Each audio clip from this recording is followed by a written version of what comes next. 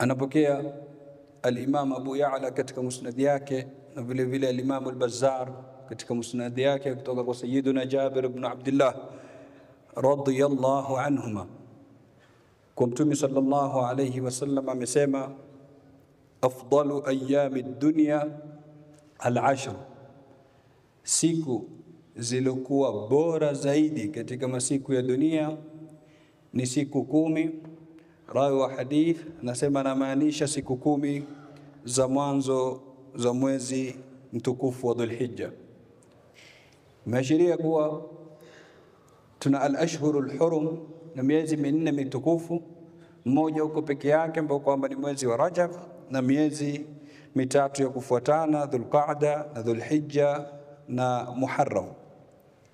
Tukiwa tupo katika mlango wa masiku 10 haya ambayo kwamba ameyazungumzia Mtume sallallahu alayhi wasallama yaliokuwa matukufu, Abu Uthman an-Nahdi katika maulama wa salaf ridwanullahi alayhim ajma'in anasema Mola subhanahu wa ta'ala amefadhilisha makumi matatu: 10 la mwisho katika mwezi wa Ramadhan, na 10 la mwanzo katika mwezi wa Dhulhijja, na 10 la mwanzo katika mwezi wa Muharram.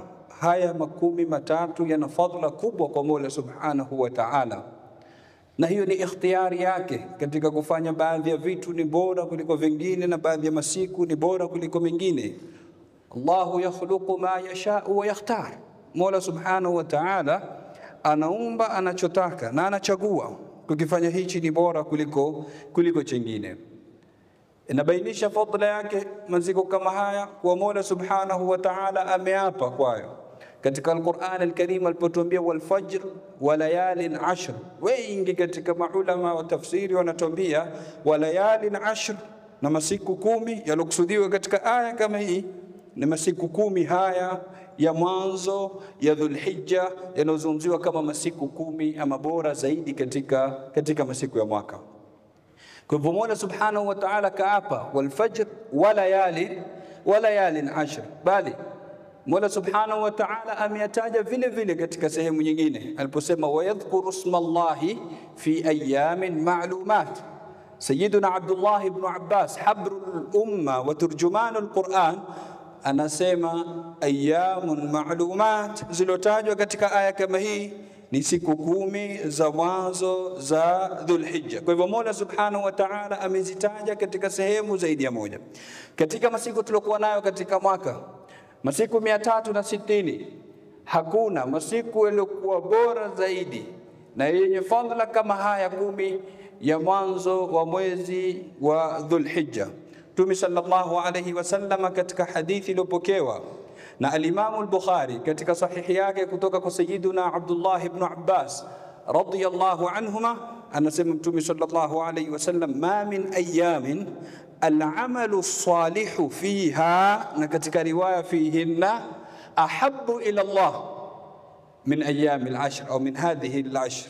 Hakuna masiku ambayo kwamba amali njema inapendekeza zaidi kwa Allah subhanahu wa ta'ala kama hakuna amali njema ambayo kwamba inapendekeza zaidi kuifanya katika masiku kama ile ambayo kwamba inafanywa katika masiku 10 haya. Masahaba waliposikia maneno kama hayo wakamuuliza Mtume sallallahu alaihi wasallam, wala aljihad fi sabilillah, ya Rasulullah, itakuwa ni bora amali njema katika hayo masiku kuliko hata kwenda jihad? Mtume sallallahu alaihi wasallam akasema wala aljihad fi sabilillah, ina shida hata jihadi illa rajulun kharaja binafsihi wa malihi wa lam yarji' minhuma bishay, isipokuwa mtu ikiwa ametoka kwa nafsi yake na mali yake na sirudi na chochote, yani akafariki katika mapambano.